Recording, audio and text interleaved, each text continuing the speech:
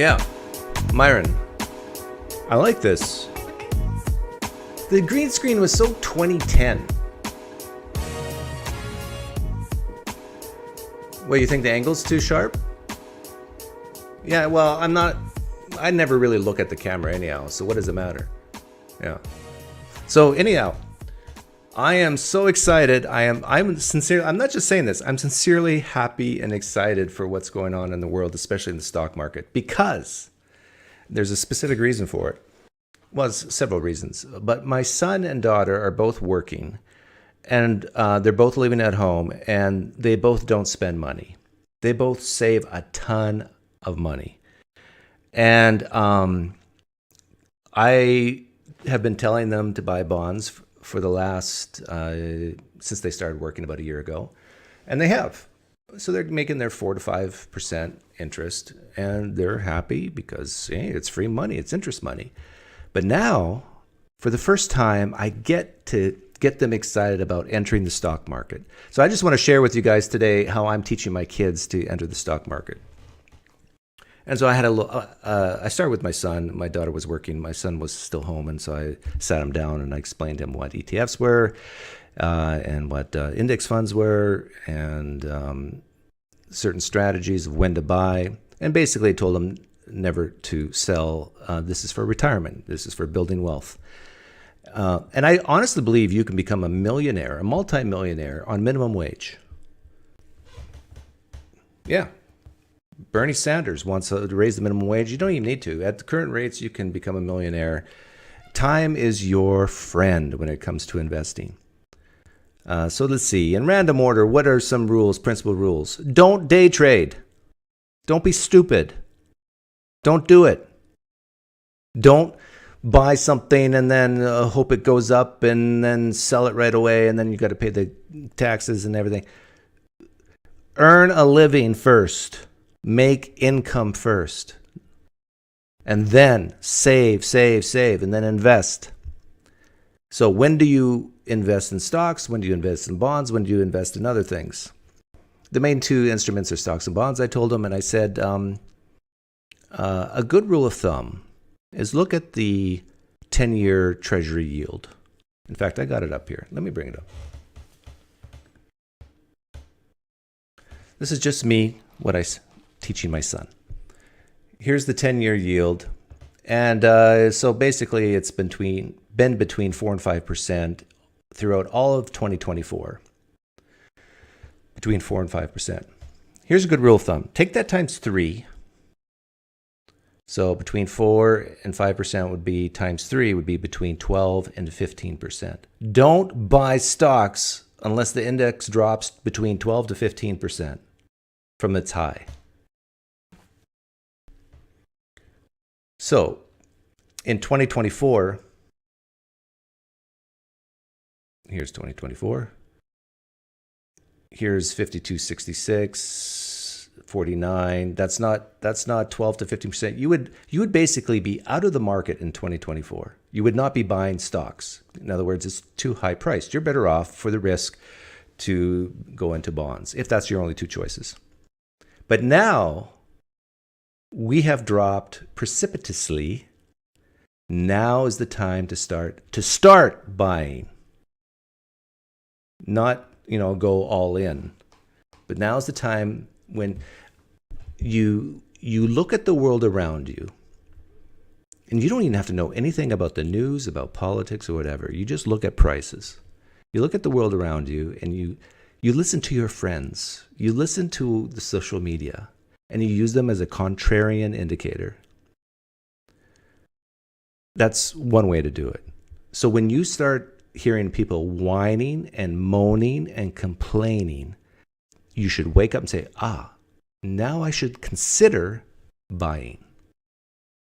And then when the people who actually do buy, because they're hearing the whining, complaining, and moaning about how much the market's gone down, and the market keeps going down, and so now the people who use the market as the people as a contrarian indicator, now they start to moan, then you start investing even more. And then when it just feels like the world's going to come to an end, that's when you go all in. I noticed this. Here's the advantage of being over 50. You've seen this before, and so you don't worry as much about it. I remember while I was getting my MBA, watching the market drop in 2000. I graduated in 2000, and just panicking and just being like, seriously, I'm a pretty dead inside guy, but I was getting worried. I wish there was a guy my age to sit next to me and say, "What are you worried about? This is an opportunity." You do the opposite of what your emotions tell you. So if you see the stock market going up and up and up, and your emotions tell you, I got to get in. I mean, yeah, everything's looking great. Oh, I did buy, and now it's even going higher. You probably shouldn't have bought then if you're feeling good about it. You should buy when you feel the least comfortable about it. You got to use your emotions to your advantage and do the opposite. So if you use this little indicator rule of thumb that I said, comparing the yields on the treasuries of 3 times, like look at here in 2020 after COVID, the Federal Reserve dropped interest rates on the 10-year. Well, the Federal Reserve dropped the short end of the curve. I'm assuming some people have some basic literacy of what I'm talking about, but the 10-year was down to like 0.5, 0.6. So take that times 3. You got 1.5%. So between 2020 and 2021, you should have bought the S&P 500 when it drops basically between 1 and 2% from the high. So you would start buying actually throughout this whole drop here during COVID. And then as soon as it makes a new high, you would stop and wait for pullbacks based on the 10-year treasury curve. And most of these pullbacks were not even big enough to get in. But then it started dropping here in 2022. Here's another thing. So far, we haven't dropped as far as the drop from 2022. Basically, the whole year was down. But you would actually start buying in here. So now look, you would have bought in here. You would have bought in here in 2022. And now interest rates started going up. Look at this. 2023, we're now looking for 12 to 15% pullbacks before you even buy. You might have bought in here. I haven't actually crunched the numbers. But all this ramp up, you would not say, nope, not buying it. No. But now we're starting. So for my son, for example, he got in about, not at the bottom, but very close to the bottom. He did his first trade. And we're hoping to go buy more, maybe down here, down here, down here. How low do you think we can go? In my opinion, I think we could test this support all the way down to 3,400 and maybe even to in here, 3,000. And I tell you, if that happens, if it keeps on going down to in here, this support level, and then down here to this support level, people are going to be so mad, so furious, so panicked. And that is great for people with cash. This is what you want. You want people to be sad, panicking, and that's when you get into the market. And that's what I'm teaching my son. Now, some people ask, Doug, what's this stupid rule of thumb thing? Take the 10-year times 3, and that's when you know when to buy. Where it comes from is how long the average time it takes for corrections and bear markets to make new highs. And the average is between 1 and 3 years. The average. Now you can have, like in the dirty 30s, it took, to make new highs, I think it took 25 years. So if you're 50 years old, my age roughly, you might be dead before you make new highs. So you'll never be over water. You'll always be underwater. But the average is between 1 and 3 years. For like with the COVID one, it took 4, 5, 6 months to recover. So if you can make a 5 to 8% return on your money, that's pretty good. So if you buy in at, let's say, 15% of the market high, if it makes new highs in 3 years, you're averaging 5%, roughly. You're getting actually dividends if you're buying index funds or companies that pay dividends, and so you're actually going to make more than that. But let's just assume you won't get any dividends.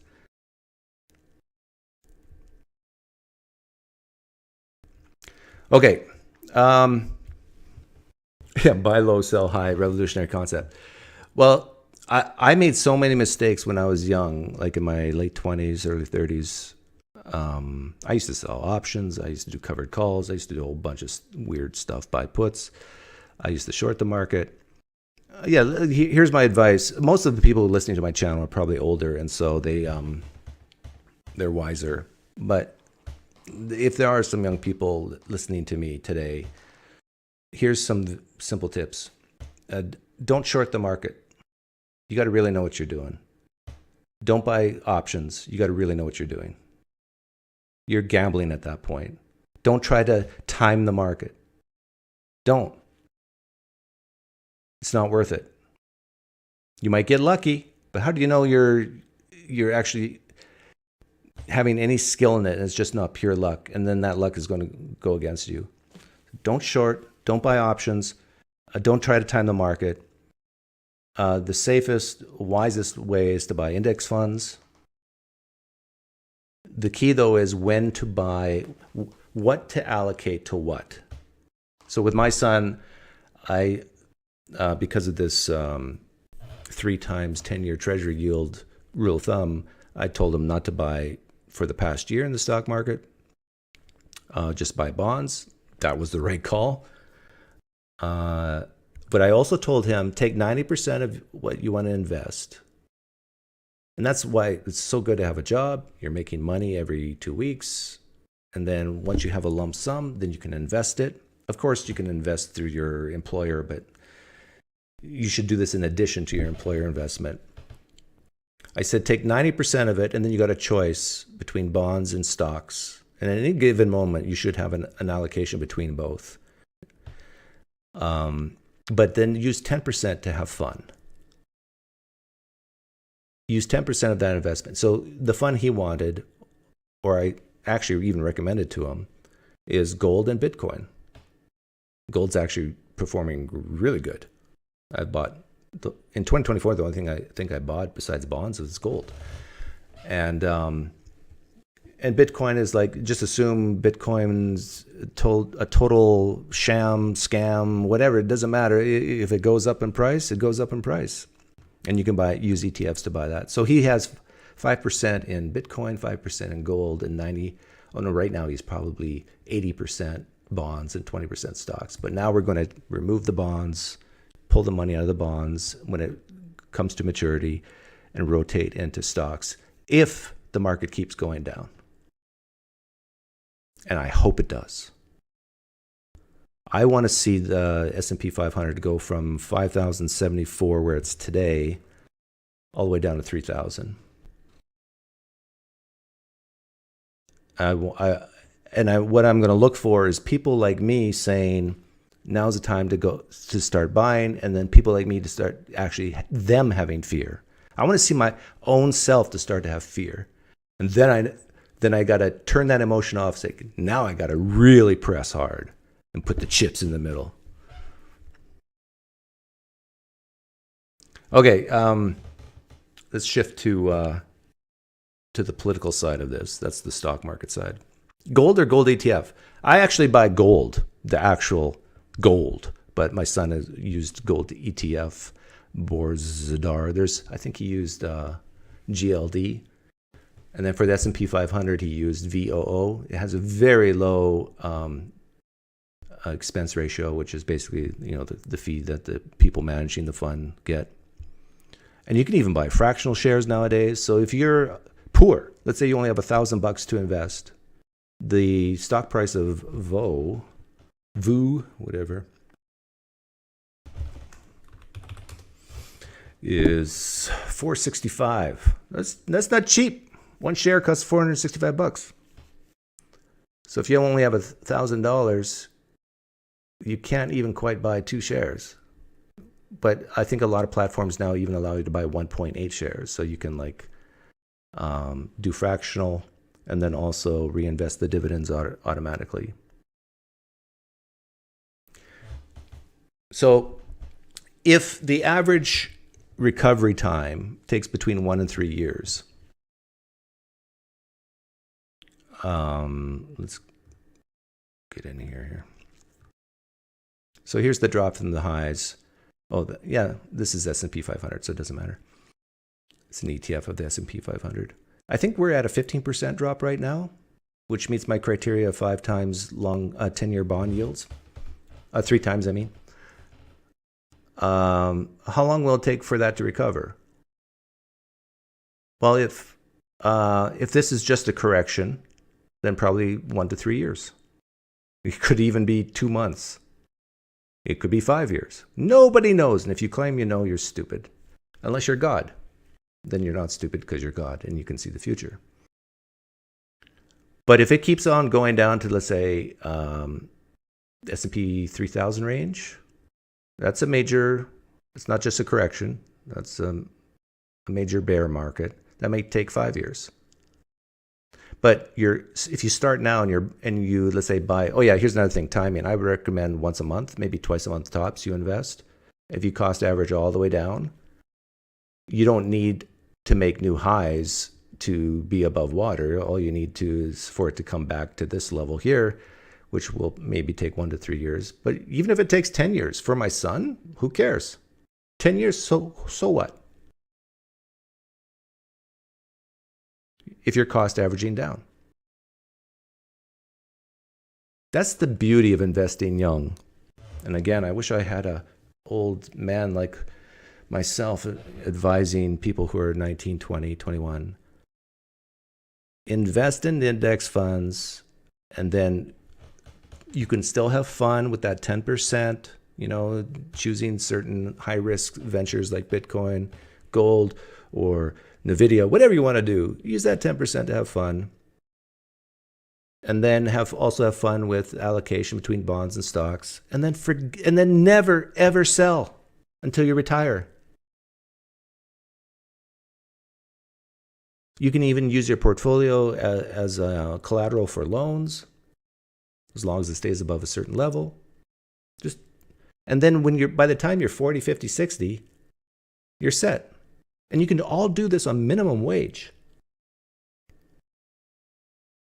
Well, maybe not minimum wage, no, you can still invest, but to become a millionaire, the key is you can't spend money. You got to save like 95% of it.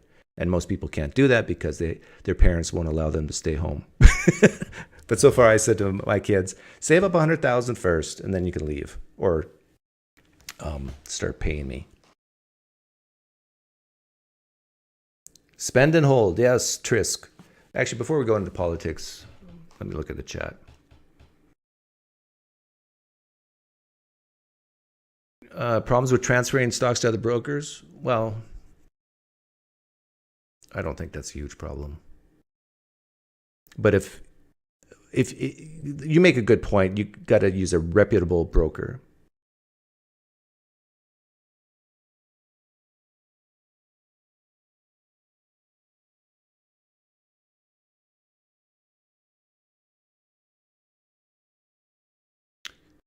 Any questions about anything I said? And I'll open up the room later. Yeah, Jamie, background list. What do you think? And how's my volume today? Is it too loud? Oh, someone asked about fear-mongering. In deconstruction zone, a veteran sent a super chat saying Trump is going to take away benefits from veterans. Yeah, I don't think that will ever happen. I don't think Trump's going to touch Social Security in terms of actual payouts to the elderly who have paid in.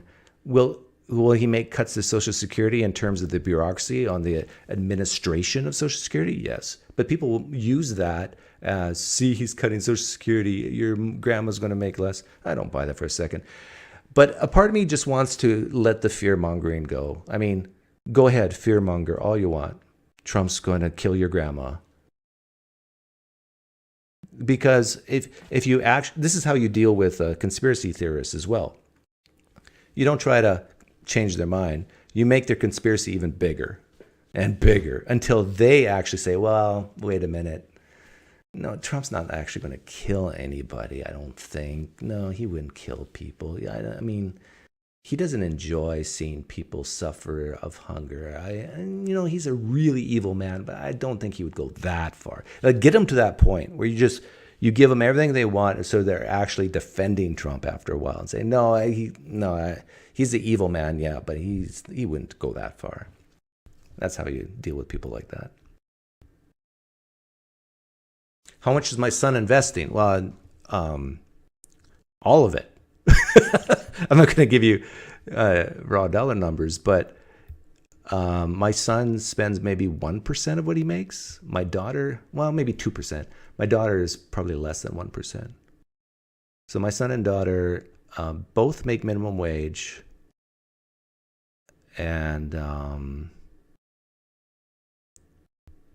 yeah, I think my son will he will be at $100,000 probably in a year and a half. And my daughter will take longer because my son makes tips, tax-free tips. My daughter might take 5 years. But she's already 1 year in, so 4 more years. Yeah, maybe not 5, 4 years. I found a new hobby. LDS Church is pumping ads on Instagram. You give them your number, and then you run SE on them when they call. Yeah, I used to enjoy that forte, but not so much anymore. And the reason for that is I don't want... there's so many people who are now divided because of politics, like within the families. Like, add religion to that. If you're a Mormon, stay a Mormon. I don't care. If you're a Christian, stay a Christian. I don't care. Now, there's some versions of Mormonism and LDS and Christianity that are horrible. I believe they're horrible, my opinion. But most Christians in the United States are like most Christians don't even view other Christians as Christians in the United States.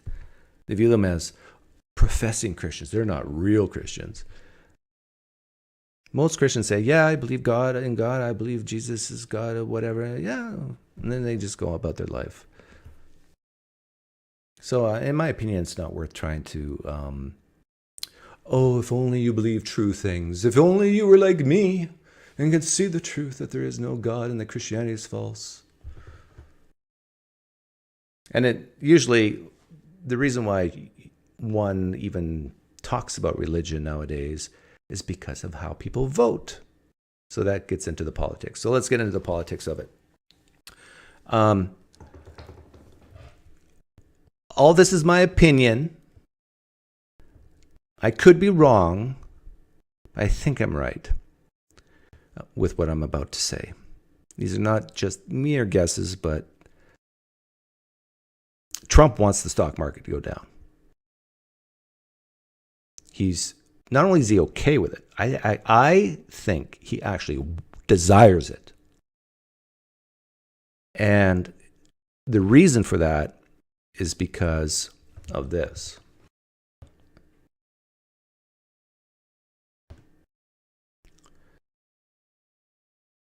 This is the 10-year yield on the 10-year bonds. Back in, January 13th, beginning of this year, it was at 4.79%. And as of close yesterday, April 3rd, or Thursday, they don't have Friday yet, it's 4.06, and it's dropping. There's so much debt in this country, both corporate debt, personal debt, but especially federal debt, that we need the interest rates lower. How do you get the interest rates lower? One good way is to tank the stock market so people feel poorer and they spend less. That causes a recession. Recessions force the Federal Reserve to cut interest rates. That's what Trump wants. This is not even a guess. He basically has said this. He has said, I want interest rates lower. Federal Reserve, lower interest rates. Makes homes more affordable with their mortgage rate. Makes business loans more affordable. Just lower interest rates are better for the consumer, and it's also better for the federal government, who needs to refinance trillions, billions, trillions of dollars worth of debt. And a half point difference between, let's say, 4% and 3.5% is hundreds of billions of dollars per year in money saved. So Trump wants the stock market to drop, for people to actually to feel a little bit fearful. So the Federal Reserve is forced to lower interest rates. And again, I don't even think he's like okay with it. I think he wants it. And then also for guys like me, I want it too. For people who are smart with their money, stock market fear drops is the best thing. Anybody who complains about a stock market drop, I automatically know a lot about them. I know they're not sitting on a lot of cash. I know that they just are very emotional. So that's the political side of the stock market. But also, you got to remember this: Trump is everybody cares what other people think about them, but there's to different degrees. I almost is probably the bottom 10 percentile of caring what people think about me. But Trump is different than me. Trump actually does care what people think about him. So he could switch things on a dime. That's the thing with tariffs. You could put it on in 24 hours and take it off in 24 hours. But can you imagine if Trump actually came out on Monday morning or Sunday night and said, you know what? I've been rethinking things. I goofed up, guys. What if Trump said this? I goofed up. I take back all the tariff stuff. I'm sorry. Sorry. What do you think this chart would look like? All those people who said, oh, this is horrible, just poof, trillions of dollars of capital gone in an instant, in a few days, poof, it's gone. Michael Sherman said this on X the other day. I just shake my head. This would come roaring back. And then all those people who sold out of fear, it's like, oh, and basically they sold to people like me, people with cash. I took your investment. And let's say in a week, we make new highs. That could happen. I don't have a crystal ball. I don't think it's going to happen, but that could happen. This is what's called market risk. There's risk going up too.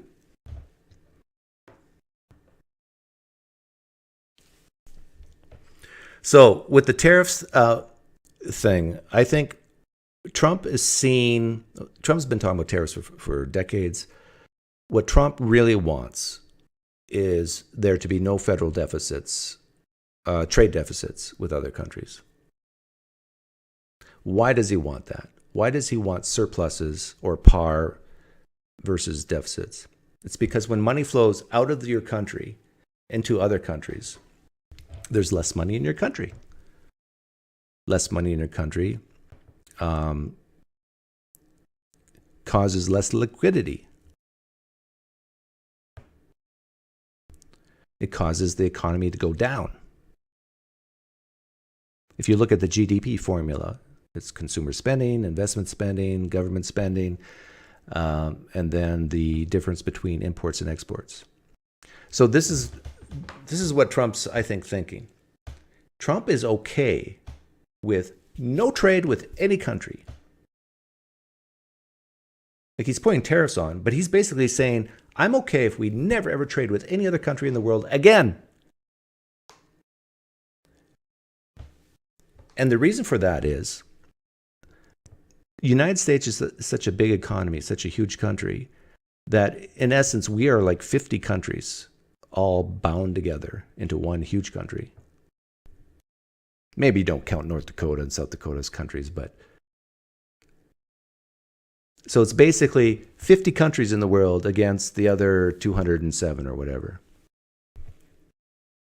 And Trump's saying, I want the money, the jobs to stay in this country as much as possible.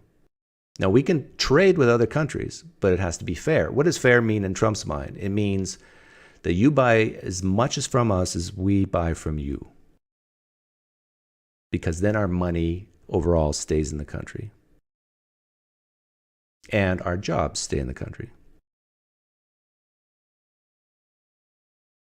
Now, what do I think will happen?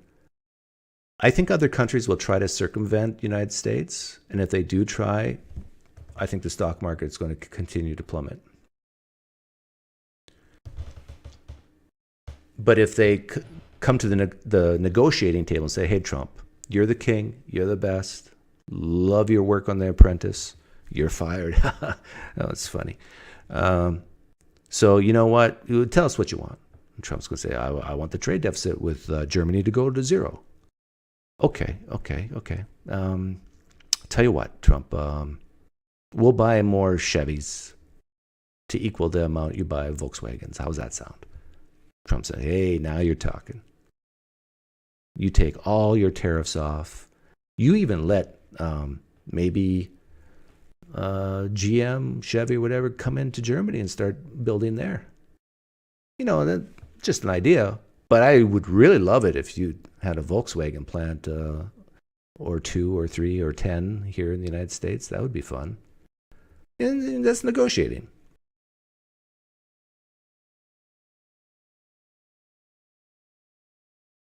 So that's what Trump wants. And I think the markets and the world is realizing that he's not bluffing. He's basically saying, I am willing to cut all trade off. That's how far I'm willing to go. Because the United States can survive on its own. And he's not wrong. Maybe he's 99% right and 1% wrong. For the most part, the United States doesn't need everybody. I asked a question on X the other day, if the whole world were to die, if everybody but Americans died, what would that do to our GDP? And assuming you can't even country and the whole world died around you, you're in trouble. But if you're an importing country, unless you say something like, well, we just can't do what those other countries did. Yeah, you can.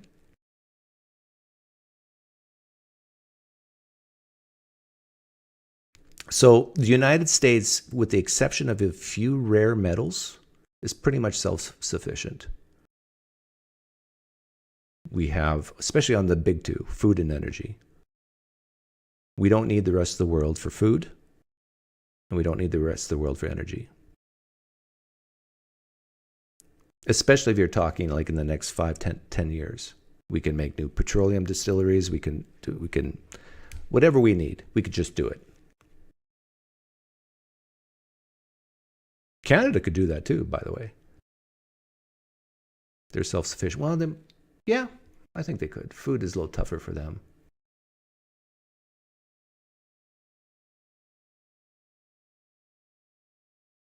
So Trump's totally okay with the whole world giving the middle finger to the United States. He's totally fine with that. Say, hey, Canada, you want to negotiate with Europe and China and just forget about us? We're okay with that. We save $60 to $100 billion a year if you do that in trade deficit. Bye-bye. Europe, oh, you want to ignore us because you're mad at us with the tariffs? Fine. We save $300 billion a year. Bye-bye. China's the big one. I just got off the phone with my dad, who lives in Manitoba, and he was complaining about the Trump situation. No, I shouldn't say complaining, because he has a lot of business friends who make stuff. They're manufacturers.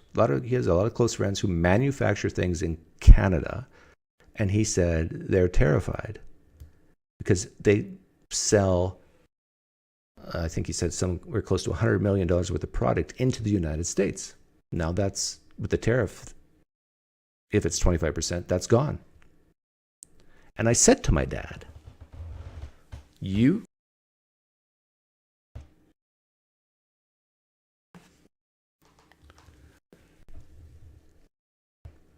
am I still live? Yeah, not sure what's going on with the internet, but I'm back, right? What about the problem of the workforce and low birth rates? You can't simply replicate Asian work ethic and skill set by injecting more money into the country. The unemployment rate for people age 18 to 25 is 10%, sila ila. So basically, the young people, instead of getting them indoctrinated in universities, get them to work. Most people who get a degree in university, that degree is useless anyhow. Most people, not all. Of course, we need engineers, doctors, lawyers, I guess. And that, university is good for that. But for most degrees, I would say, I'm going to take a guess, 80% of people getting a degree, it's totally waste of time. Put them to work. Well, Doug, they're not going to work at those jobs. They're not going to work at a manufacturing job or on a farm picking grapes. If you pay them enough, they will. And that increases the wealth of the middle class.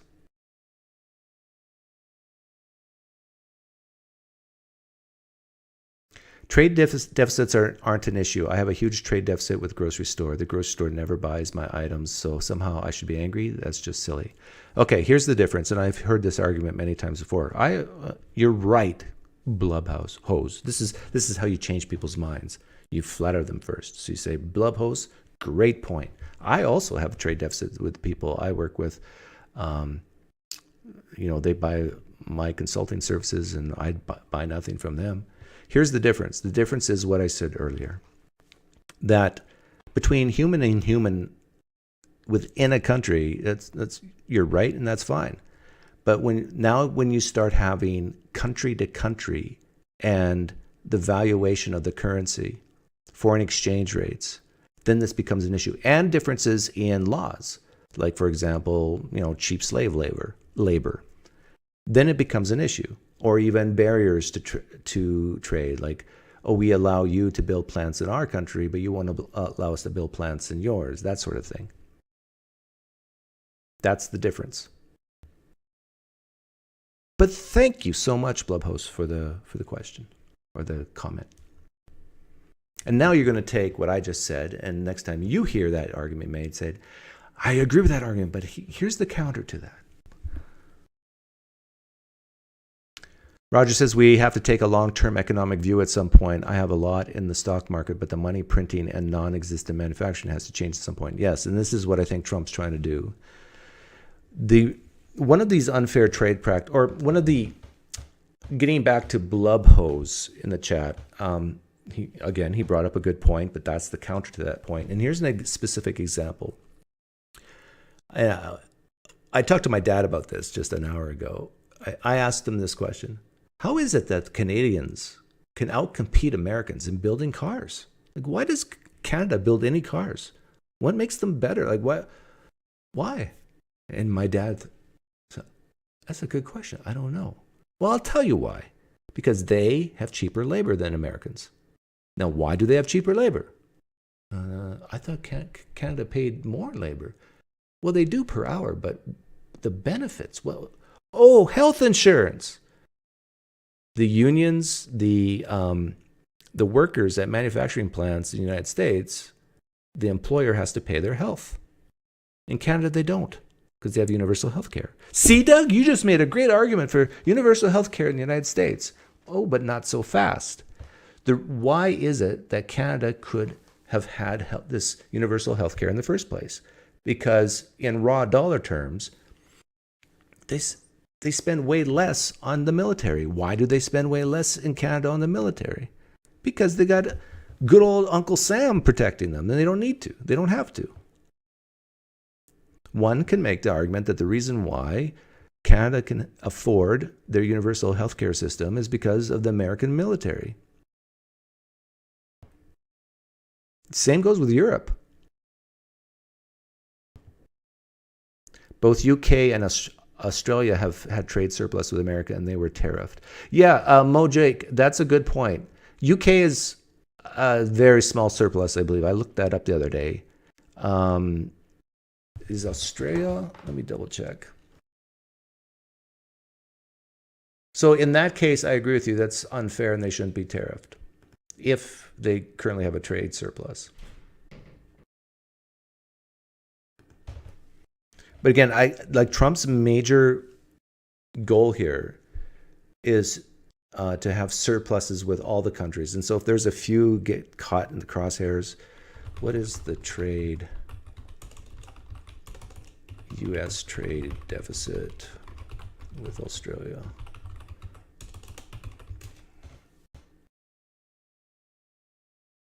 We'll see if you're right about Australia. Yeah, it is surplus. How big? 35 billion? No. 279 million. Yeah, that's nothing.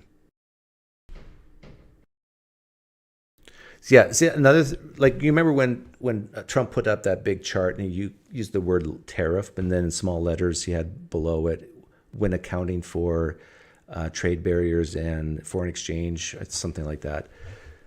The mistake he made was to use the word tariff, because everybody latched on to that. That's not a tariff.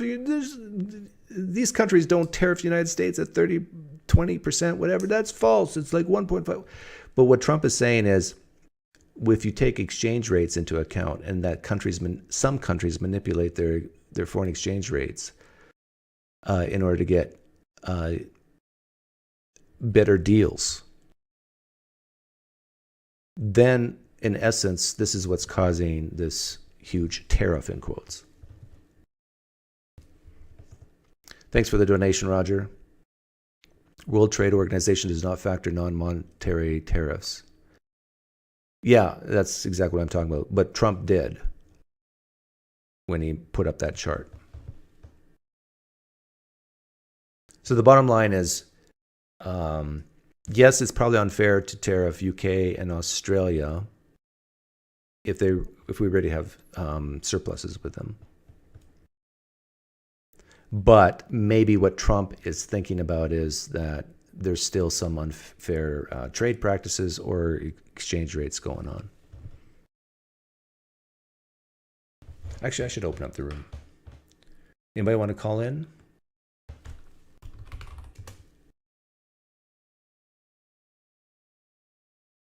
Do that. Do that.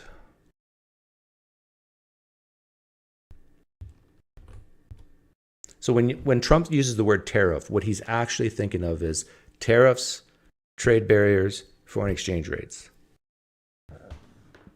He needs to be more clear about that.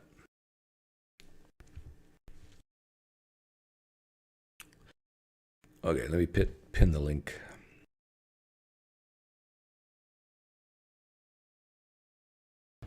We Are DNA says, why should we care about the stock market if Americans are making, keeping, investing their own money into their own business endeavors, aka innovation? Why should we care about the stock market if Americans? Who's we? Are you a non-American? Are you saying this from the non-American point of view? Or you're just saying that you can make more money investing in your own business rather than putting in the stock market? If your returns are higher, then yeah, fine. But then you've got to look at diversification.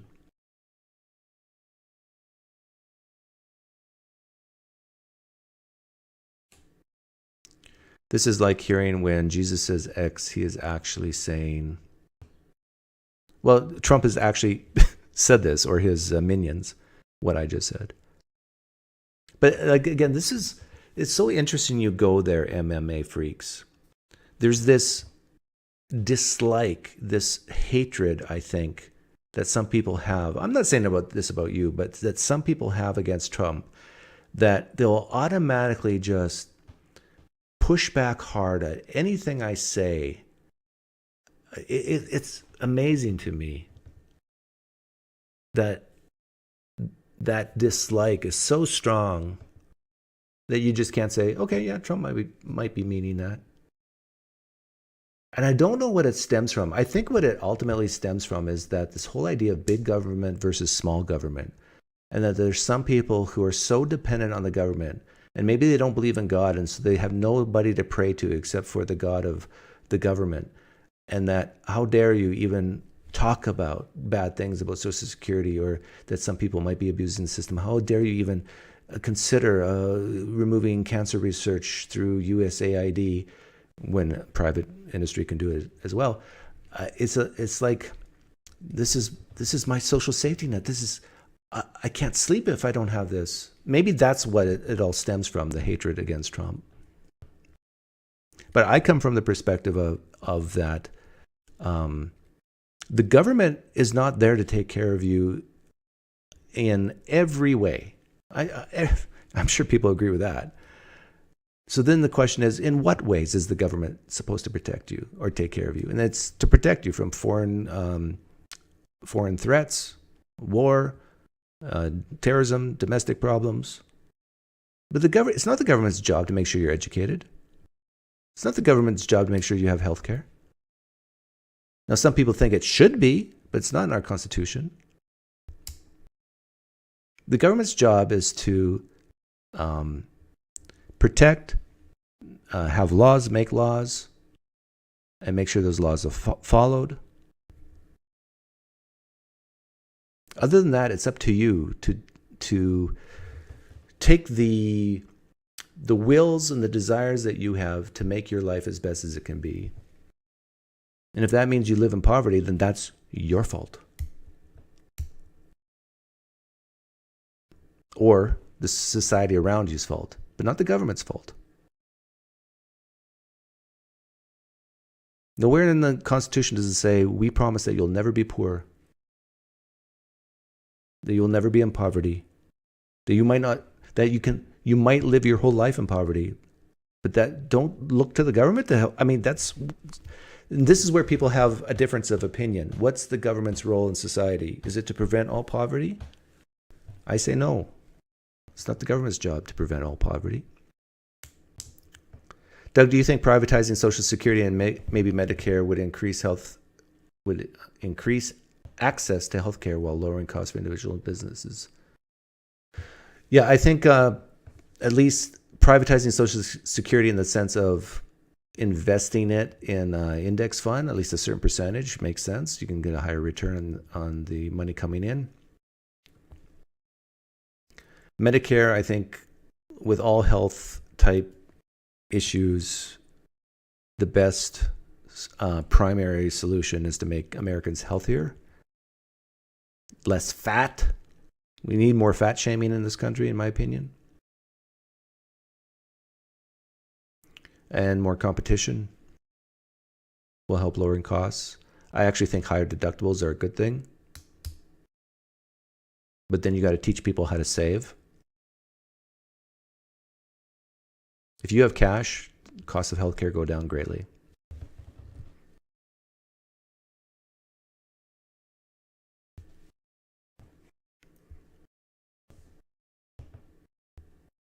Yeah, I agree with that, MMA freaks. It's the government's job to stay out of your way as much as possible.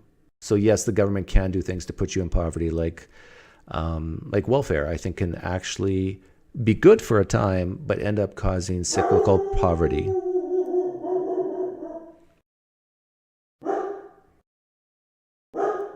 No one who understands how Social Security works now supports Social Security. I know what you mean. Sorry about my dog. Must be a Jehovah's Witness at the door. Hey, Stephen. Okay, Doc. Hey, Stephen. Sorry, I missed Did you want to talk about the tariffs that Trump did? Your accent's thick, so I'm having trouble hearing you over my dog. Yeah, did you want to talk about the tariffs? The tariffs. You want to talk about the tariffs? Okay. Do you want to say something or ask something? Maybe, can I just get, why do you think the tariffs are good, if you think so? I think the tariffs are good in the sense of, first of all, let me say this. All tariffs are not good by definition. So they can be good and they can be bad. It depends how you use them. No, fair enough. Yeah. I meant these specific tariffs that Trump put. You can't just say these specific tariffs. Like Trump's put on different tariffs on different countries. So you would, someone just brought up a great example of Australia and the UK that we run surpluses on. So in that case, do tariffs make sense? And I agreed with the person who was implying that they don't make sense. But I think you can make an argument that tariffs are actually bad, even if you have a deficit rather than a surplus. Okay. What's the argument? Right. So in the specific case of the United States, I would say that the United States is mostly exporting services rather than goods, and that in the United States there is low unemployment and salaries are really high, and so you don't really have any reason to be worried about a deficit. And I think your economy was doing. So your argument well. is you just shouldn't worry? That I don't see any issues with the way that things are going, and a deficit is not a bad thing, and so I don't see any reason for the government to intervene. Okay, I That's my main I argument. addressed this just a few minutes ago. What were you listening? No, I just connected. Oh, you just connected. Okay, so trade deficits are bad because then money leaves your country, and then there's less but money to be transacted within your own country. well, there is less money, but there are more goods, right? Like at the end of the day, if you think that people are being smart, you're getting goods back, right? Right, So but that's the issue. I understand what you're saying, that you're getting something for your money. But if you're so imagine a case. Let's do an extreme example. Imagine a case where you have 100 million immigrants come into this country, and they all get jobs, but they send all the money back. As they still have to eat, but after that, they send all their money back to their home country. Yeah. Would that be good or bad for the United States? Yeah, I actually looked into this. And it Would that be good or bad for the United States? What do you think? I want to get your gauge of. Well, I would say good, and there are reasons for that. You would say it'd be good. Okay. So let's say that the United States really needs workers, right? And no one in the United States is willing to do those jobs. Then it turns out that the immigrants are doing those jobs, and they are creating wealth for the people who employ them, who is much more than what they're being paid for. So this means your argument is it's just the cost of doing business because nobody else will do the work. So Doug, if they're well, do you even admit? No. I'm just saying that. Look, if the unemployment is really low, and you really need the people to do the work, and the people come from outside and they do the work, you're still getting something back. And I'm arguing that what you're getting back is much more. Okay, Steve, I want to explain this. I'm going to explain this again very simply because I actually think you agree that it's bad for the country to send the money out, but you're hesitant to admit it. This is my intuition, but I want to see if I'm right. So someone makes $100, and they take 90 of it and they send it to their parents in Bolivia. Sure. Now, if they would not have done that, and they took that $90 and let's say invested it or spent it, wouldn't that be better for the United States if they kept the 90 and invested or spent it in the United States? Yeah, I would say it's better. Thank you. This is the basic idea of trade deficits. But I would say that if the option is don't have anyone doing the job or have an immigrant who is doing the job. Okay, that's a different issue. That's a different issue, and I don't think that United States actually needs immigrants to do the job, especially with automation getting better and better, especially that we have a 10% unemployment rate among our youth between the ages 18 and 25. 10% is quite high. But I mean, I don't see the United States transitioning into manufacturing stuff. Like if you look at the stock of Nike and Adidas, like, do you see your children making shoes? Just to be curious. Yes, I do. Do you see your children working in sweatshops making shoes? Well, there wouldn't be sweatshops within the United States because they wouldn't be slave labor. Listen to me, Stephen. I know you think this is ridiculous and wouldn't happen, but with the law of supply and demand with labor, I have a son who's 19 years old. He just turned 19. Yeah. Does he want to work in a factory making shoes? No. Do a lot of 19-year-old guys want to work in a factory making shoes? No. But what if we said no more shoes are coming from other countries? We're going to make them in the United States. Let's say Trump made a decree. And so now we got a factory who wants to make shoes, and they're looking for labor. We need 1,000 people to work in the plant. So they put an ad in the paper. Nobody wants to work there. What happens? Yeah, the wages would increase, et cetera, Right. et cetera. So But let's say my I also- son, hang on, Stephen. Let's say my son could make $100,000 a year as a 19-year-old making shoes in a factory. Guess what he's going to do? Yeah. Make Yeah, shoes in a absolutely. factory. Yeah, and then He can afford a house, house, and then he can What get is going to married and have a one-income salary, and then have his wife stay at home and take care of the Okay. kids. I mean, And then what is going bring to it back happen the to the price of 50s. shoes? What is going to happen, Doug? What is going to happen to the price of shoes? Can you answer this question? Your accent's so thick. Are you German? What? No, Italian. Italian. Oh, we've talked Yeah, before, what right? Yeah. What is going to happen to the price of shoes? What is going to happen to the price of shoes? Go up. Yeah. Yeah. Yeah. A lot, right? A lot, yeah. Okay, thank you for bringing this up, Okay. because this is another part I think of Trump's strategy. Our debt is 36 trillion. Mm-hmm. If we can keep purchasing power at near where it's at, or even increase it, purchasing power, and still have inflation, in other words, have wage inflation and then price inflation, the price of shoes go up. I agree with you. But if we can actually have inflation, it makes our debt shrink in nominal terms. Oh, okay, so you want two things at the same time. You want inflation and you want prices to go up. So now you're really killing the purchasing power of people. Did you hear what I said? I said if you can keep purchasing power the same. Yeah, and I'm saying that you can't. I'm saying that these two things are That's your negatively correlated. that's your opinion. You don't think wages I think you don't think wages and prices of goods can go up at the same amount? yeah, but I'm making an historical argument that if you just go and look at the data, you see that when inflation goes up. Okay, so you're saying it can happen, and you just don't think it will based on history. I think there is a lot of evidence actually that this doesn't happen. Like if you just look, do the wages always follow inflation? No, they lag behind, and you know this very well, I think. So definitely not always, but it can. And in fact, I was shocked the other day. Someone asked me about, is it better to be a young person in 1980 or today, as far as purchasing power? And my intuition was, well, of course, it was easier in the 80s, like to buy a home and maybe even a single income. But then I don't think so. Because the salaries went up, right? Right, the salaries went up, but the argument is that the price, the goods of things went up even more, and so you lost purchasing power. That's basically what you said. No, that's false.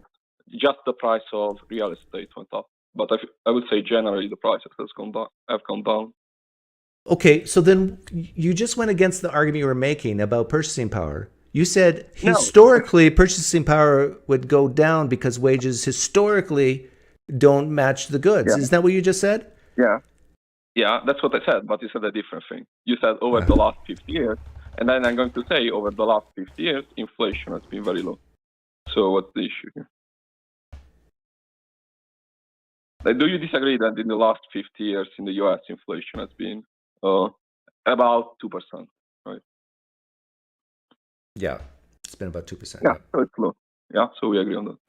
And then I would say, look, when the say that there is like 100% inflation this month. Is my employer going to give me a raise in a single month? No. So of course the inflation is going to erode my purchasing power, and so I'm going to do the tariffs because when I go out, food is more expensive, stuff is more expensive. So it seems to me that what you're suggesting is going to really hurt the American people. Okay, we'll see. Thanks for calling in, Stephen. Okay. No, thanks for having me. Yeah, sorry. Mentally I gave up on him 5 minutes ago. But I meant what I said. We'll see. And it would be hilarious if what Trump is trying to do actually comes to fruition, and he's successful in negotiating better trade agreements, get rid of all tariffs, increase manufacturing, in the United States. What if all that happens in the next 4 years? I mean, that would be the left's worst nightmare for Trump to be successful on this. Can you imagine? We have nothing to talk about other than January 6th again. But the rioters, the insurrectionists. Okay, room's open. Hard to find a good employee under 32 years old, says MMA Freaks. I agree. I agree with that. It is.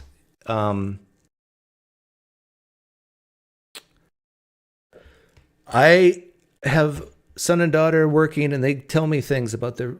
Do I say this? I am already have implied it. So, a lot of employees suck. That's a problem. A lot of employees have mental illness. That's a problem. A lot of employees need to be told what to do every second, or otherwise they just sit on their butt. That's a problem. Like, my daughter is very bad at math. She is very smart, but her computing speed is actually slow. Like, she needs extra time. When she was in school, she needed extra time to finish tests. She's a perfectionist type, and so her brain can actually freeze up on her if she thinks she's making a mistake, because she hates mistakes so much. But she's very conscientious. She has very high emotional IQ. She senses the needs of people around her. And she can foresee problems before they happen. And so she's like way above her fellow employees on those factors. And same with my son, because of how they were raised. I raised my kids to expect problems to happen and try to foresee all the problems that could happen, and then take steps to mitigate those problems before they happen.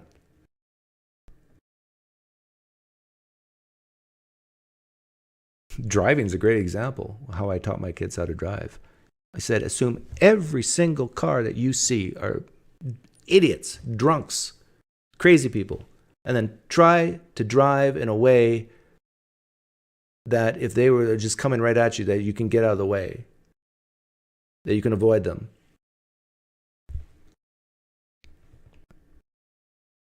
So far, neither of them have been in an accident. But now it's going to happen today because I said that. No, I'm kidding. What's this new setup? Mike Rose says. Mike Rose, get with the times already. Green screens, so 2015. I was sick of it, so I got rid of it.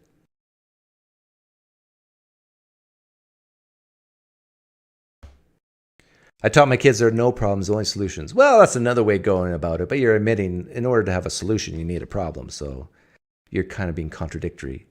I forgive you, we are DNA, for being contradictory, but if there's no problems, there's no solutions, because there's nothing to solve.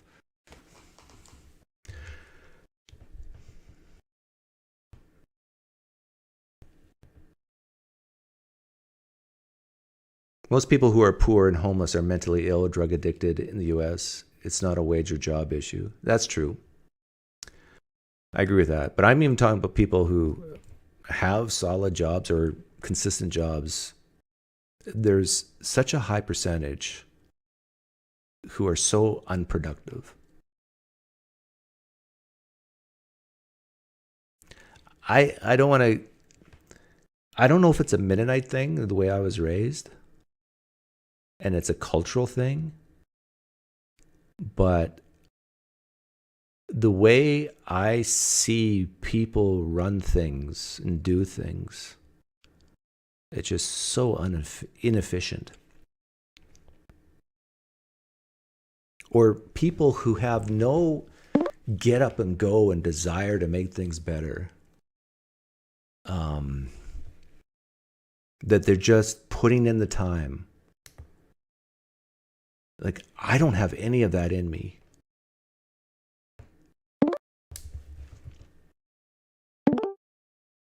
Hi, Ben. Hi. How are you? Good. I've actually been a long-time viewer. This is my first time calling in. Oh, when did you first hear about me or see me? Gosh, probably like 3 years ago or something. 3 years ago. It's Okay. been a while. It was like back when you were, doing precept stuff with, stuff like that. Oh, good old Si. He likes me now. Yeah, it's great to see a happy ending. Yeah. Is there anything specific you want to talk about? Yeah, I actually have a question about what you were saying with the other uh, person with regards to raising wages as well as uh, prices. Yeah. Which is my question for you would be, where is the increase that you're seeing from wages coming from?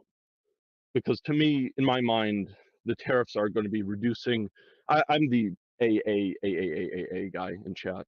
Um, Oh, I um, don't think I saw you in chat. AAA? that, yeah, it's like my account on YouTube's like a weird spam account, so I have a Oh, really okay.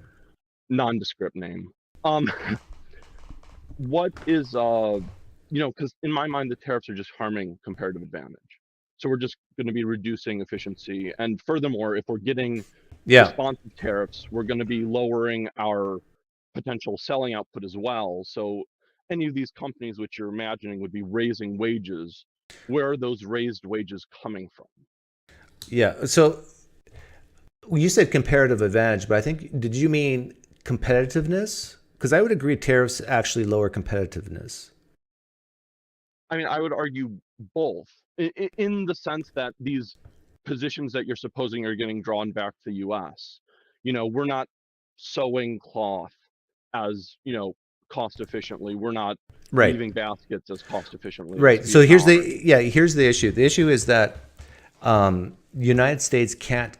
It's true. United States cannot compete against countries that live in mud houses when it comes to labor. We Yeah. can't. We just can't compete.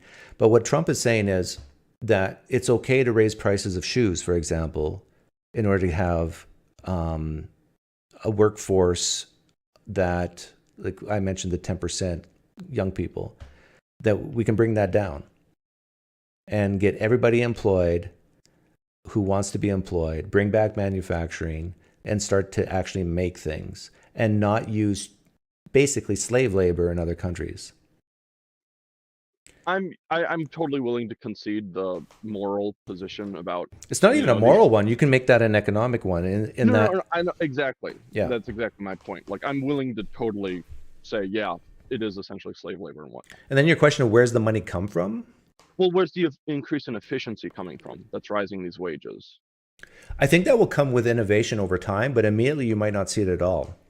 In fact, immediately it would be more inefficient because, again, your labor is more expensive than the slave labor in other countries. So in a sense, economically, it's less efficient. It's more the most efficient way to actually use labor is to have slaves, but we don't do that anymore. Yeah, no, I agree. Yeah. So in the beginning, basically, if we want to make shoes in the United States for Nike, we would have to charge. The wages would. My guess, I don't know, $40-$50 an hour to get young people to actually want to work in a factory making shoes. But I think at that price they would. And then the question is, okay, now our prices of shoes are going to go sky high. Then I think maybe years after that, the efficiencies will come in. More robots will do those jobs. My concern would be, if we are really looking at, $50 an hour wages, is that even with tariffs as high as Trump is putting out, 45% or whatever. Well, tariffs are not even an issue at that point because what we're tariffing is now being made inside our country. Well, but my point would be is that, given that those tariffs still exist, you'd still see cheaper product in Vietnam or something. If they're really trying to compete with a $40-$50 an hour wage for a shoe maker in a factory, Yeah, I think Trump's tariffs would have to be even higher than they already are to make yeah. that You could be right. In fact, you could just make a law saying no trade. Forget about tariffs. We just won't trade with you. And you aren't concerned at all about the reduction in essentially efficiency that companies would see losing these huge markets? A little bit, but not too much, because what you're gaining is higher wages for people who are lower middle class. So that kind of brings back that idea of American dream of a white picket fence, that sort of thing. But I do think that if a country can do something better than you can, then you ought to make use of their efficiency. Yeah, I get your point you're making. But in this specific case, we're basically talking about slave labor. I mean, yeah, I mean, well, I would agree with certain asterisks, which is that I would contend that the slave labor, which I agree is awful, is better than what you would see without the access that those countries have to the U.S. market. It's better to have slave labor because what? Well, though, like, consider those workers in the sweatshop or whatever. Oh, I see what you're saying, that they might die if the U.S. market's gone. Yeah. Or even something less extreme, they might just see even lower wages. Which is, that's a fair point, but this gets to, I guess, the principle of America first. Can we save every life? Is it even the U.S.'s obligation to make sure that every child is fed in a foreign country? I mean, at some point you can cry about it, but at some point you got to say, well, no, America first. Like, we take care of our own first. I'm willing to grant you that position, but initially it sounded like you were saying the only reason we shouldn't be doing this is because it's unethical slave labor, because we are foregoing a comparative advantage with trade with Vietnam or whatever. I wouldn't say it's the only reason, but that's a big one for me. Because in my mind, I mean, I agree. I'm not proud of, the labor that we're, hosting in Nike or whatever. But I do think that it's improving those lifestyles and those conditions of those people. I agree. I agree that it helps them. I do view it as a net positive, not even a negative. The reason why I said it's not the only reason is because there's still other factors, like especially with China, of currency manipulation. Like, they make their product even cheaper by lowering the yen or the. I mean, I think. Oh, sorry, go on. Yeah. So if they lower the currency, and Trump is saying this is actually a kind of a tariff against us. And so we're going to tariff them back. He's not wrong. I think China is a unique case, which I largely agree that China has incredibly hostile anti-American trade and currency policy. But in my position, I would think that a far more meaningful way to combat that is a more unified trade relationship with allies like China, not China, with Canada, Mexico, and the EU. I think if we create sort of like a coalition, these Western countries have more position to actually meaningfully bully China. Let me ask you this. Do you care about 100,000 Americans having jobs more than 100,000 Chinese people having jobs? Yeah, for sure. So, but how much more do you care? Like, are you willing... Like, this is what we're talking about here. Are you willing to let 100,000 people in China potentially starve, or let's say Vietnam, wherever, potentially starve in order for 100,000 Americans to have middle-class jobs? This is to be fair, this is a very tough ethical question. Yeah, I would kind of have to chew through the numbers to a certain degree. Like, I would have to understand what those Americans' lifestyles were beforehand, and I'm kind of avoiding your question in doing so. But at a certain level, I do think that stymieing a, let's say, predatory relationship that China has adopted with its trade partners is worth some, let's say, harm that is indigenous to China. Yeah. I am fine with that, right? I'm willing to bite that bullet. And the example I gave earlier about building cars, like, do you think Canada is more efficient than the United States in building cars? Listen, you're the Canadian here. Well, no, I don't know anything about the car industry, but I find it very... I don't either. I find it very weird to think that Canada has a competitive advantage or more efficient than Americans in building cars. I find it very hard to believe that. my guess, if I had to say something, would have something along the lines of the fact that the US is probably on average a higher educated population, and car production is a lower skill job. You're not requiring specific, Okay, you must have like, came highly late trained. to my live stream because I explained why, and you tell me if you agree with it. The reason why Sure. Canada makes any cars at all to export to the United States is because they have universal health insurance, and so it's cheaper per employee to build a car. Oh, sure. Yeah, you could say anything. You could even include regulations in there. The US might have heavier regulation of the More industry that unionized, might, maybe, yeah. yeah, exactly. Yeah, that's raising prices. And so this is what Trump doesn't like because right now $1 buys basically $1.45 Canadian. Yeah. And so because of the currency exchange and because of the universal health care, American car manufacturers can't compete. And Trump wants to stop that. He's basically saying, hey, we've been protecting you for the last 100 years or 50 years at least with our huge military. So you spent less in raw dollar terms and spent more on your health care instead of military. You're reaping the benefits of our power. Your currency, I'm speaking for Trump, your currency should be at par with ours to make things fair. And so in essence, you have this huge tariff against us because we can't compete with you. I mean, I have misgivings about the usage of the word tariff. Yeah, but, well, I mean, use barriers or whatever you want to use. sure. I mean, I think at the end of the day, the US is going to have industries that are less competitive, and we enjoy certain benefits because of that, right? We enjoy, I mean, to your point with, the $40 to $50 theoretical shoe factory, that would be because, we are providing a higher sort of lifestyle opportunity to those people. So it sound now tell me where I'm wrong.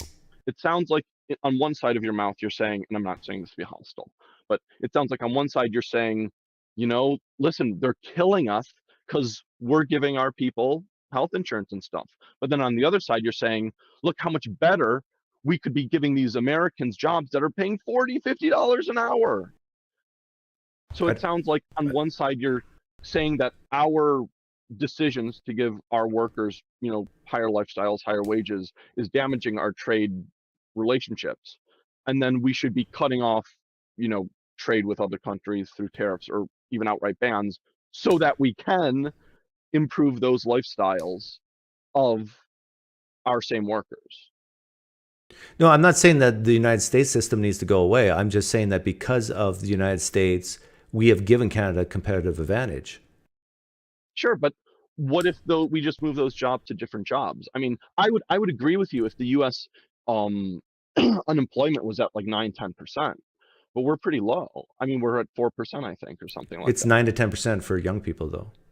Yeah, but isn't it usually severely overrepresented in young? I don't know exactly what youth unemployment was in the 80s or something, but I would assume, I would guess, I would hope that young people are always less employed than older people. I'm not sure where it's at historically, but even if historically I it's can been, look it up. even historically, if it's been 10%, how does that change anything? It should be at 4, shouldn't it?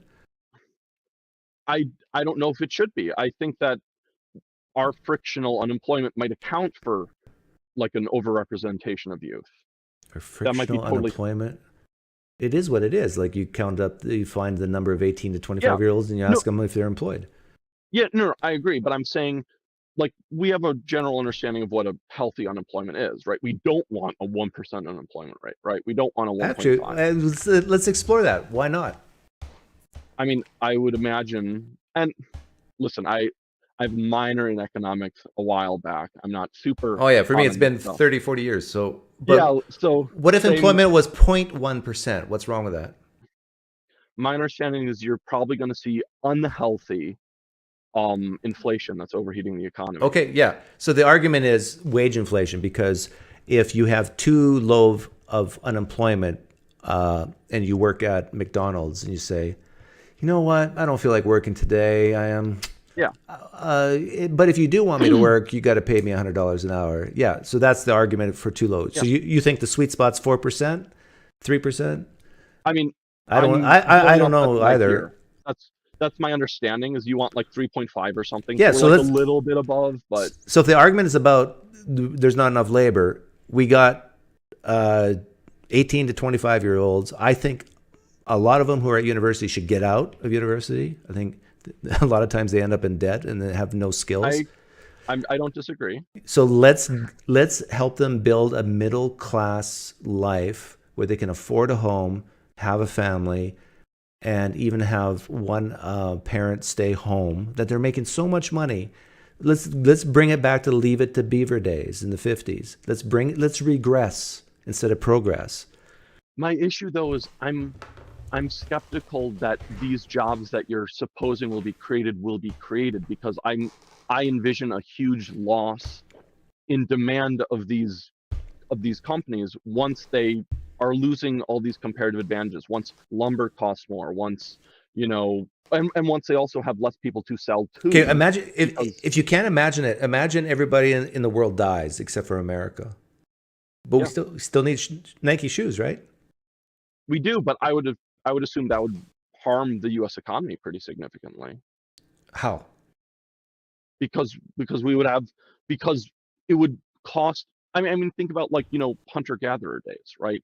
Hyper specialization made us do more work in lower work hours. Okay, that's a good argument, but we're now in the cycle of life, business life, where we still have innovators. We have technology that will continue to flourish. What I heard you just say is there's going to be less manpower to make robots maybe than shoes. Well, no, because they're making shoes. Well, yeah, exactly. Because we're going to have less specialized labor that can chase its individual goals less because there's less money to be made in the shoe business. You're going to see more inefficient usage of wages and labor to Remember, make everybody shoes. in the world's dead. So Yep. what's this? When you say inefficient use of labor, you're comparing it just within America itself. Well, I'm supposing how in the modern era, a single farmer can produce God knows how much food because of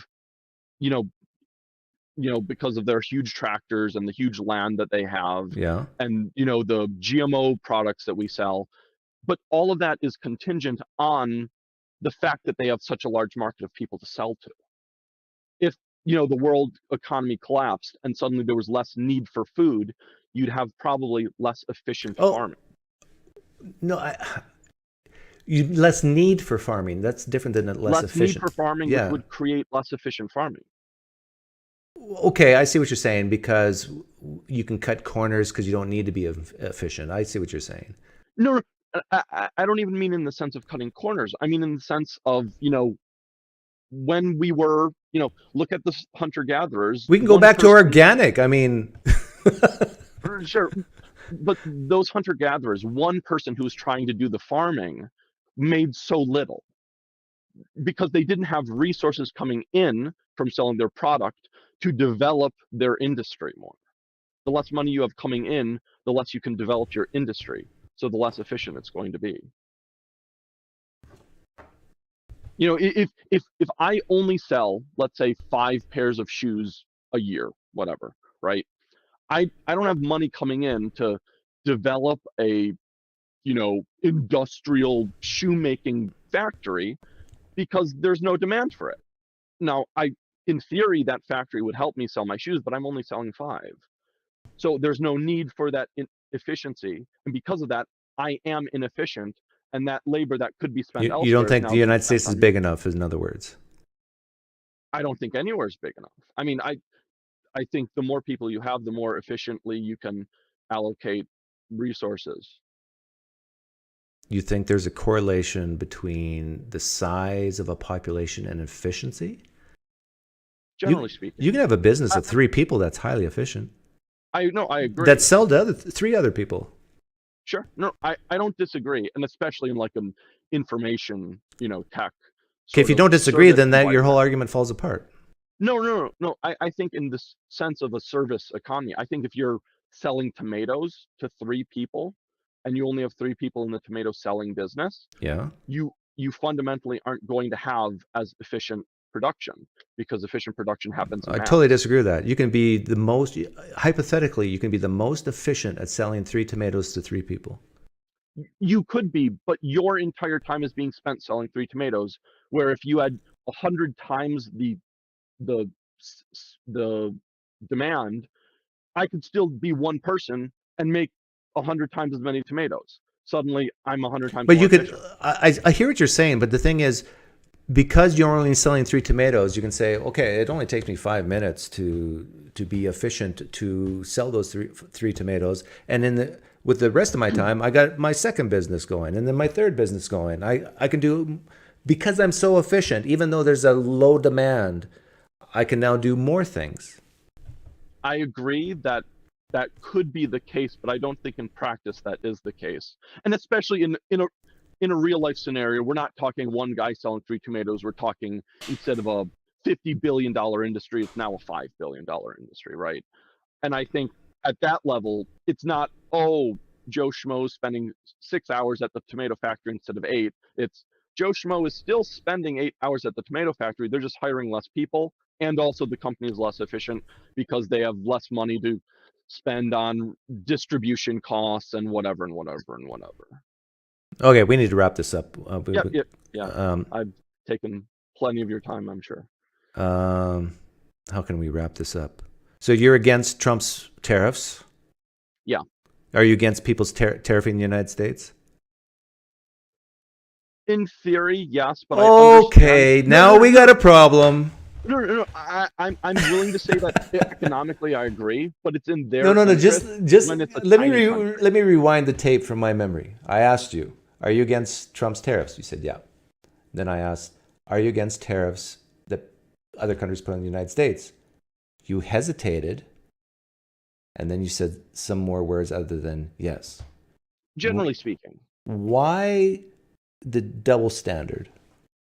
So the double standard is because the U.S. is the big fish in the pond, and all of these little fishes are scared. We're the big bully. Well, yeah. Well, it's to your issue about, like, slave labor in Vietnam, right? A lot of these countries are scared. And listen, I wish none Let of us them were be doing scared. tariffs. That's fine. I wish they would. I wish they would just be scared, and these markets would sort themselves more efficiently.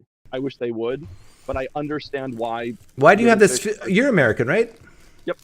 Why do you have this feel sorry-for-ism for other countries? Oh, no, I don't feel sorry for them. I'm saying I understand why.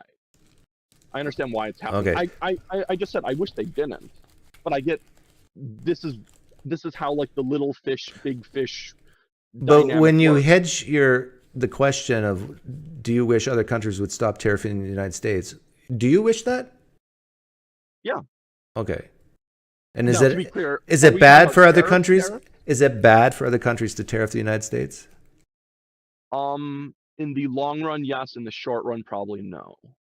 Okay. Is it bad for the United States to tariff other countries in the short run? Yeah. Because we're the big guy. We're getting all the things. Okay. So what? When we make it, well, so when Goliath throws a stone, Yeah. everyone starts throwing stones. Now we're in a stone throwing war. If a little ant kind of kicks you, in your toe, you don't notice, nothing bad happens. What? Who cares if we're the big guy? Well, because that it kind of engenders our trade dynamics. So it's okay for little guys to tariff the big guy, but not okay in the short term. But not okay for the big guy to tariff the little guys in the short term.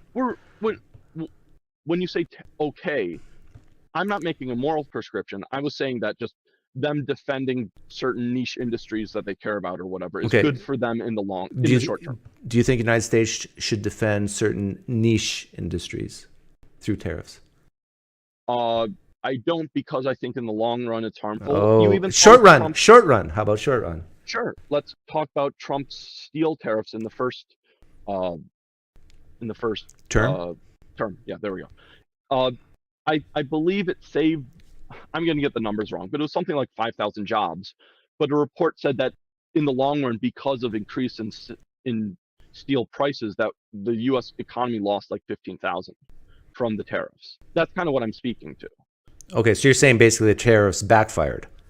Yeah, it's Trump is providing, niche subsidies for these specific industries that in the long run are harming everyone else who's buying steel. Okay. Do you think these tariffs that the other countries use backfires on them? Yeah, harmful in the long run. Yeah. No, short run. Yeah. Short run. We're talking short run. I don't know enough. Probably, honestly. So in But other words, there's a right way to use tariffs in the short run well, to protect I would say, a niche industry. yeah, but that I would say usually has a more political bend to it, like the U.S. having security concerns with certain things being produced in state. So if Trump wanted to protect, like there's a lot of car manufacturing unions that supported Trump in this last election, and so he paid them back.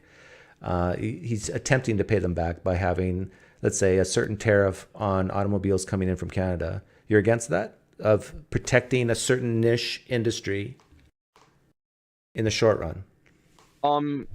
Specific to cars, I would probably agree. Yeah, I don't think that's a particularly good. Okay.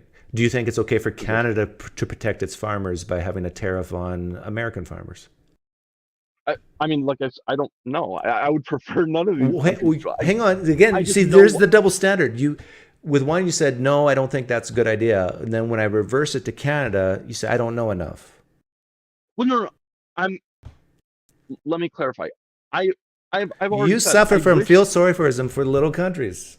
No. I already told you, I wish none of these countries had tariffs. I know why they're doing it, right? Parasitic fish get to nibble at the scraps that sharks leave behind, right? A shark isn't offered that same. We're the shark and they're the little parasitic fish. They're the parasitic little fish feeding off of our big, amazing country. 100%. Okay, but the European Union acts as one economic power, and they're like still smaller than the United States, but not by much. China's pretty big. So this whole idea of these little parasitic fish doesn't really apply to the EU and China. Well, I mean, I already said to you that I think that China is a specific case that totally is. What about EU? Shouldn't we sock it to them just like to equal as they sock it to us? I mean, I would be more than happy for us to see what we can do to reduce tariffs with the EU. I just don't think this is a necessary. That's what Trump's doing. But I don't think it's going to succeed in that. Well, that's your opinion, right? It is my opinion. Yeah, you don't think he'll succeed. I actually think he will, and now time will tell. Yeah. In fact, I think it has the European Union, I don't know, Volkswagen, Ferrari, any car manufacturer in Europe selling into the huge American market has to be scared right now. Because, I agree. Because Trump can actually even just say, forget tariffs. I will make it illegal. I will be a dictator. Yeah. No European cars coming into U.S. soil. I mean, I think we're seeing that would crush European car makers. Yeah, just like in the same way that, as you've mentioned before, U.S. theoretical tariffs on Canada would hurt Canada way more than it hurts us. Yeah, this is why the tariff situation that Trump's proposing, I think, will work, because we are the shark, because we do have the power. I agree, but I think that these other countries are wisening up to the existential threat that Trump poses them, and they are willing to create larger coalitions moving forward. I think that's why you're seeing movements in places like and I think Trump's okay with that. But I don't think he wins that game. I think Trump wins one-on-one in any of these solo fights. But I think if you see a paradigmatic shift to the EU being more pro-China, or the global South being more pro-China, and you see these bodies coalesce, I think Trump loses that fight. Yeah, my opinion is he won't. Because China is going to always be an issue, not just for the U.S., but for the EU, for Canada. I know Canada's trying to get relations with China back on track, but China is like you said, it's a unique case where they're very racist. They will view themselves as way better than anybody else, and they will stab you in the back if as long as you're not Chinese when you're not looking. And so, yeah, good luck, Canada. Good luck, EU, with negotiating with China. You're going to have the same problems as America does. And as far as EU could trade with Canada, or just EU trade within themselves, you know, I don't think that's going to work either. The main competitive advantage, we'll wrap it up here with this, because the first thing you talked about was efficiencies and so forth. The main competitive advantage America has over every other nation in the planet is our entrepreneurial spirit, our innovation. The Googles, the Apples, the Microsofts, they all come out of the United States. The idea that you can come into this country as a legal immigrant with no money and become a billionaire is so attractive. This is why people want to come to this country. This is why immigrants don't, travel thousands of miles to go to China or other countries. They want this opportunity. This is our competitive advantage. And this is why I think the tariff idea and Trump's exceptionalism and nationalism will win out. Sure. If I can have a... Yeah, you can have the last word. You can have the last word. My contention about China is that I think China is much better at looking far into the future than the US is by nature and part of having a dictatorship. I think China's willing to bleed now to create healthy relationships. It's what you see with the Belt and Road, projects we're seeing in South America and Africa. I'm not saying I'm 100% sure. And listen, I'll say it now. If this policy gets rid of tariffs, globally, then the short-term pain will most likely be beneficial in the long run. I just don't think that's going to happen. Okay, well, we'll find out. Yeah, pleasure. See you, Ben. See ya.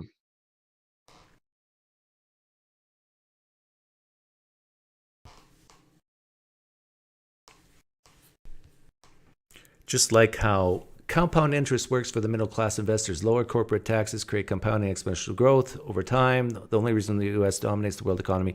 Yeah, I love bringing up that fact to people that this is the argument why, ironically, you ought to tax businesses less and, let's say, poor employees more, because they do more with their money. They get a higher return on their investment. And if you keep taking money out of your 401k, by the time you want to retire, there's not much there. But if you let it grow, you let it do its thing of compounding, then it grows to this big pot of money by the time you retire. The same holds true for productive return on investment investors and entrepreneurs and businessmen. If you let them keep more of their money, in other words, if you let billionaires keep more of their money and they have a track record of innovation, you actually help society more by not taxing them. But try to explain this to someone who leans left and is dependent on the government for welfare or something. They will go absolutely insane on you. They can't see that. Part of them thinks, no, well, this is a moral thing, Doug. How dare someone have so much money and power?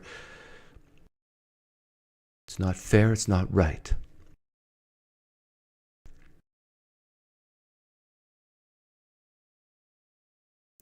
In a business, would you rather have a tax cut or regulations lifted? Ooh, if I had to choose only one, I would choose regulations lifted.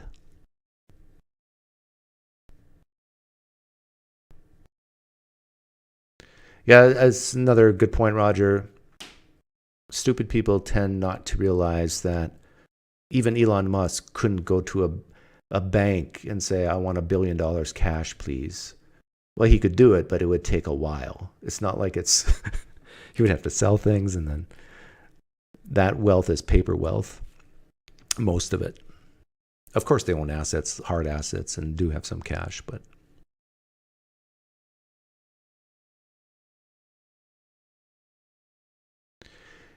yeah, if you could say, you could be a left-wing socialist and say, let's make a law that says we take everything Elon has. We take everything Mark Zuckerberg has. Jeff Bezos, take all his money, all billionaires. In fact, let's ask Grok this question. Grok is the AI for Elon Musk. How much wealth do all the billionaires in the United States have? Okay, I'm not looking at the answer. What's my guess? My guess is 2 trillion. At the end of 2024, total wealth of all billionaires in the United States was 6.72 trillion. Okay, I was off. Well, it's lower now if they got money in the stock market. So it's probably down to 4 or 5 trillion now. So if we were to, let's say I was Bernie Sanders, and I said, you know what? We should not have billionaires. They're evil, controlling people. Okay, let's make a law and take all their money, everything. We'll take their homes, their cash, their stocks, their bonds, their cars, boats, planes. We'll take everything they have and we'll use it to pay down our debt. Well, then our debt would go from 37 trillion to maybe 31 trillion. And we'd still be adding to our debt by 2 trillion every year. This is why Doge is so important. This is why we need to cut. We need to make it very painful. If it's not painful, you're not cutting enough.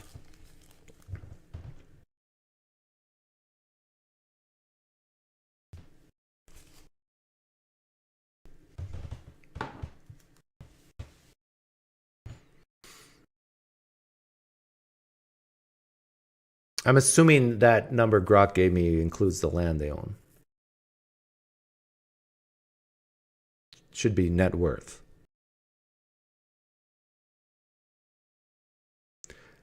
Market crashes hurt the middle class more than anyone. The rich just buy more. That's true. Here's another interesting thing about the stock market dropping.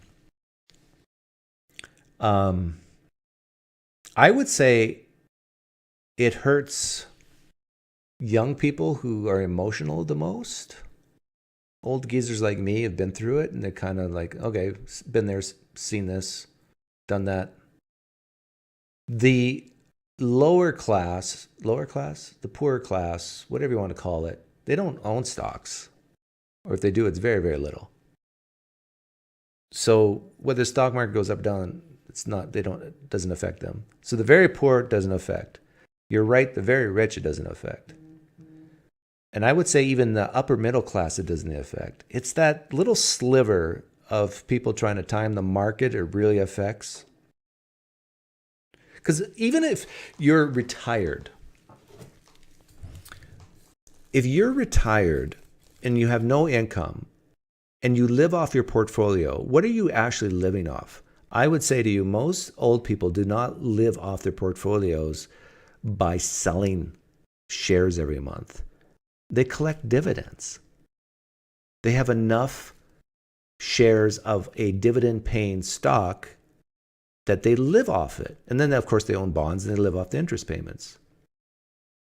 And then when they die, they will bequeath their portfolios to their kids. That's how it usually works. So does a retired person actually care if their 401k goes down in value? I would submit to you, no. What they care about is, will my dividends go down? Now, the stock market plummeting might be an indication of future recessionary problems, which would lower dividends. That's what their real concern is. But the asset value of the stocks, the equity value of the stocks, no, who cares? I just want my dividends.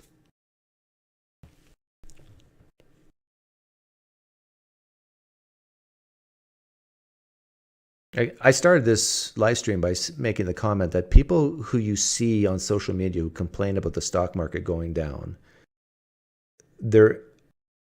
most of them are probably low on cash, so they don't see this as an opportunity, or they're young and they're trading, which they shouldn't be. They're stock trading, and they are on the wrong side of the trade. Or the third option is they just hate Trump and they're trying to use anything possible to blame Trump because Trump is bad. But like I said earlier, the stock market still has not dropped as far as it did in 2022. But in 2022, it dropped very, very slowly.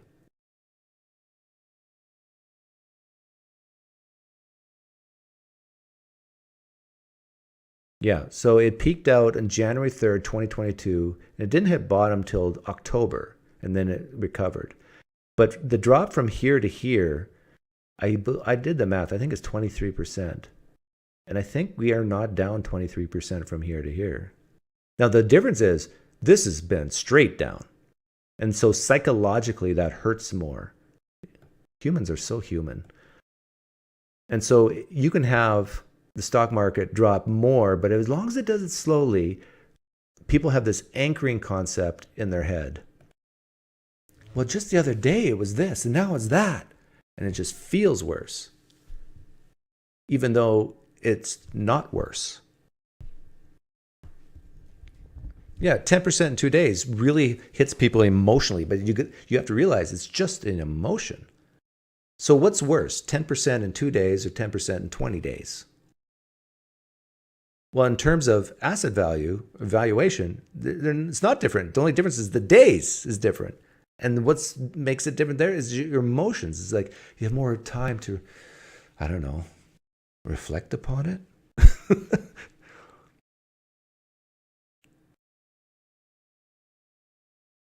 Will be another 5% down day on Monday? I hope so.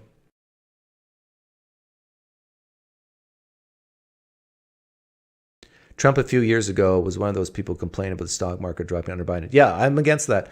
I'm against blaming presidents in general for stock market stuff. Now, it's pretty obvious that the reason why the stock market dropped is because of the fear of the tariffs. So in this case, I think you can blame Trump for it. Now, in 2022, do we blame Biden for that 23% drop throughout the whole year? Well, one could make the argument it's because of the COVID's overstimulus and the rising inflation. Inflation caused the drop. Inflation caused the interest rates to go up, which caused the drop in the stock market. But do we blame Biden for that? Of course, if you're a Democrat, you say no. And if you're a Republican, you say yes.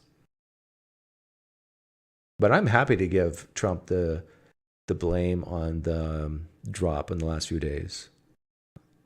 But the thing is, I say thank you.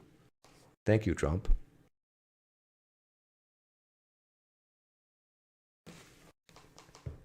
If you hate Trump and you're listening right now, here's some advice. Don't let Trump manipulate you. Be dead inside. Even assume the worst of Trump. Let's say assume what Trump wants to get his billionaire friends even more wealthy, because that's the thing evil people do, right?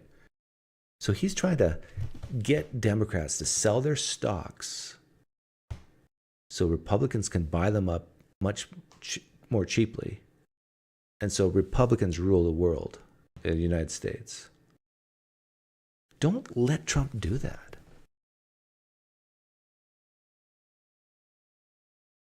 Don't let him shake your nerves. I'm saying this against my own interests. So you know it's true, right?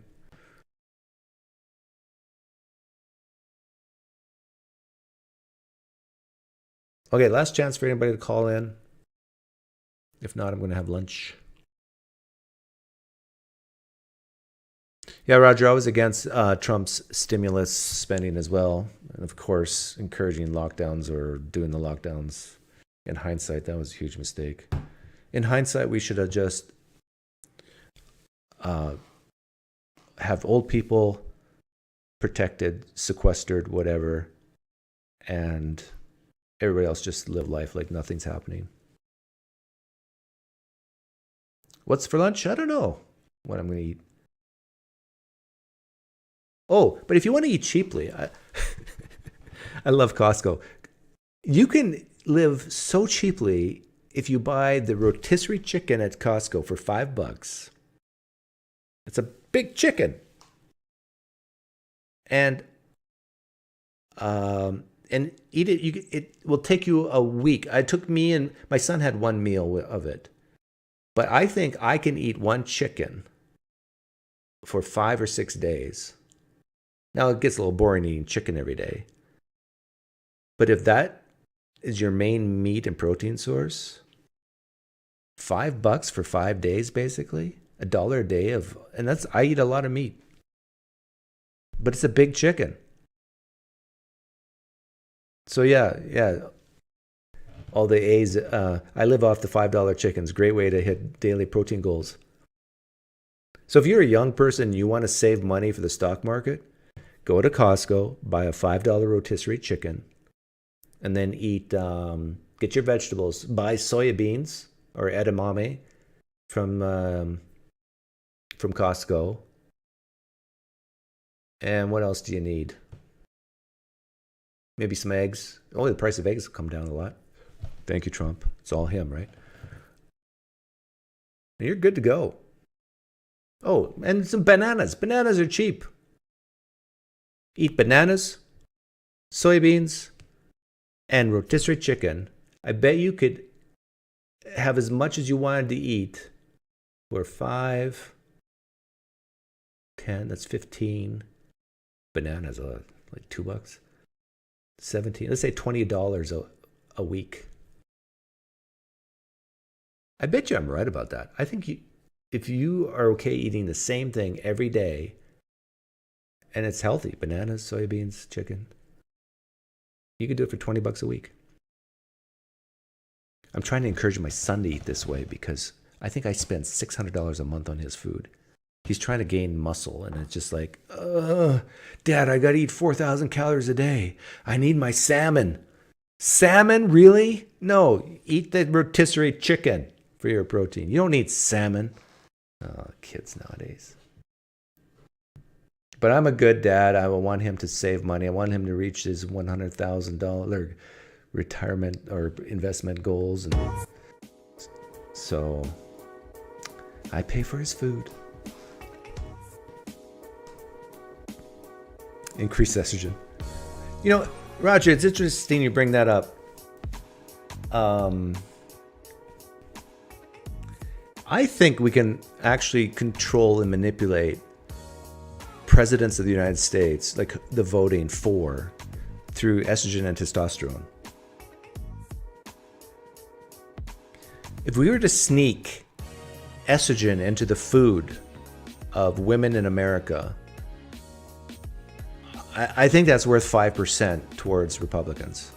And if we were to sneak estrogen into the foods of American men, I think it would swing 5% the other way. I think there's a 10% swing there, just using estrogen and testosterone. Am I wrong? I don't think so. How many guys high on testosterone vote left, vote Democrat? Not too many. They exist, but not too many. And how many womanly women full of estrogen vote Republican? Not too many. You know, they might be married to a Republican and they kind of have to.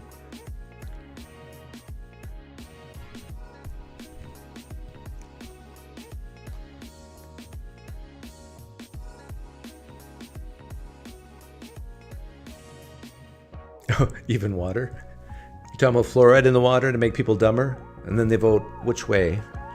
Of course, the Democrats say, the dumber you are, the more you're likely to be Republican.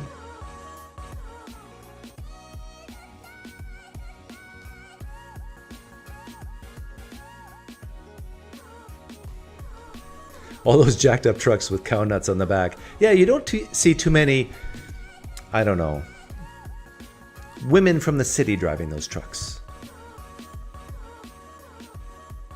What do you guys think? Do you like the new background? Poof! See, that's the old background. I think I like the new background better.